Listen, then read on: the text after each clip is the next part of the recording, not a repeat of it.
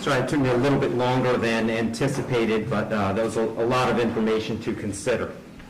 Let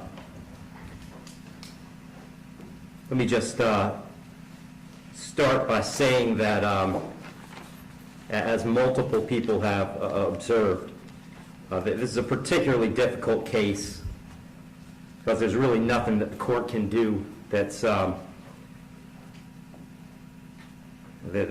capable of fixing the harm that has been caused to the victims in this case. So that being said, I've got to start with the law. I'm bound by the law, and the law gives me a guideline for how to analyze an appropriate sentence in this case. So I want to start with the Camacho case. It's really the first thing I need to address is whether or not the court's going to depart from the minimum in this case, which is 222 months, or approximately 18 and a half years in the Florida State Prison as a minimum. The Camacho case, as Mr. Fitzgibbons pointed out and argued, lays out really a three-factor test. Is there a valid legal basis for departure? Is there competent substantial evidence that the facts support an application? Or do the facts apply to the departure basis that is being asserted? To both of those questions, I answer those yes. There is a valid legal basis for departure, and there is competent substantial evidence that would support a departure.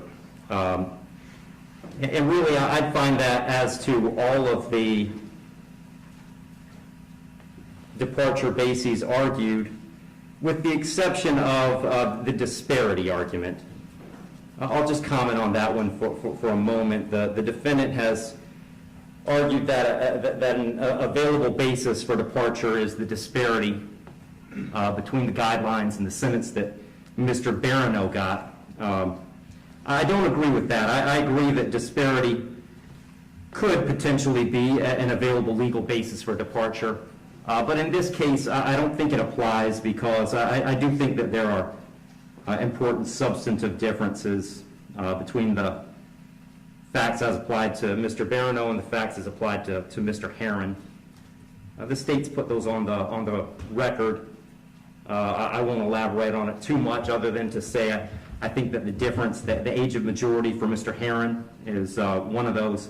But mostly I just think that the facts are different as between those two defendants. And so I don't believe that the facts in this case support that as a departure basis, because I believe that a disparity in sentence between Mr. Barano and Mr. Heron is appropriate in this case. That brings me to the third question of should essentially the third factor under the Camacho case is should the trial court depart? And the court in this case is going to decline to depart. So I'm answering that question in the negative. The trial court in this case is not going to depart. And I don't reach that decision lightly. When evaluating an appropriate sentence, I will start with Florida Statute 921.002. It was pointed out several times the primary purpose of the criminal punishment code in Florida is to punish.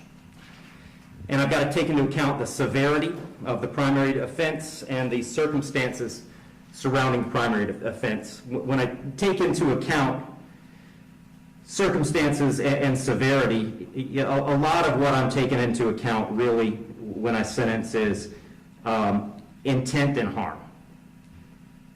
And in this case, there wasn't any evidence, and nor does the court believe that there was any specific intent to do harm, in this case to the victims. But there was intent to drive at an egregious speed, 102 miles an hour, regardless of the consequences and regardless of who that ended up harming.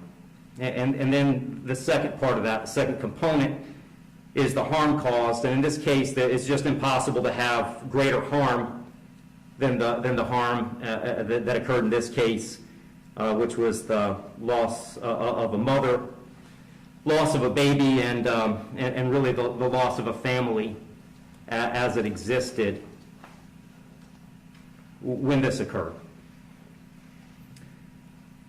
I did consider, I also want to make a record, I did consider sentencing Mr. Heron as a youthful offender, but for the same reasons that I'm discussing, I didn't think sentencing him as a youthful offender was appropriate. I agree that youthful offender was something that the court could have done. I did consider it. I carefully considered it.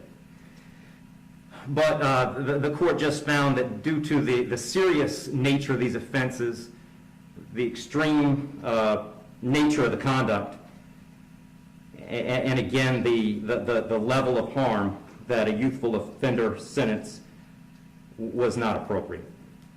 So given that the court is not departing, the guidelines call for a sentence of 18, essentially 18 and a half years at a minimum and 30 years as a maximum. And the court doesn't find that either the minimum or the maximum is appropriate in this case. I've said it several times, the serious nature of the offense, egregious nature of the conduct, and mostly the harm that's been caused prevent me from putting this as a bottom of the guidelines minimum case. But the departure bases argued by the defendant did provide some reason not to put it at the top of the maximum. And specifically, the court did take into account that the defendant's 18, certainly responsible for his actions, and he's being held accountable for his actions.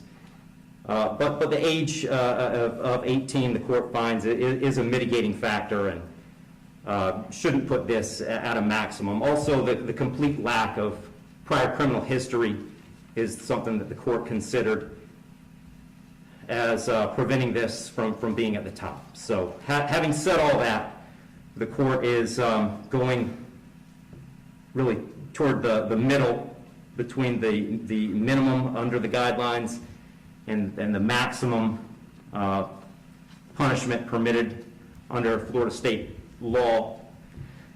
So on count one, vehicular homicide, the court's going to adjudicate the defendant guilty, sentence him to 9 years in the Florida State Prison. On count two, same charge, court will adjudicate the defendant guilty, sentence him to 15 years Florida State Prison, and that'll run consecutive to count one, for a total of 24 years Florida State Prison. Count three is a misdemeanor, unlawful racing on a highway, so the court will adjudicate the defendant guilty, sentence him to time served. Give credit for time served, I believe, 2 days. Court will impose mandatory court costs. Mr. Heron, you have given up the right to appeal the determination of your guilt or innocence. You do have 30 days to appeal the sentence of the court. And I'll direct the bailiffs to take Mr. Heron into custody.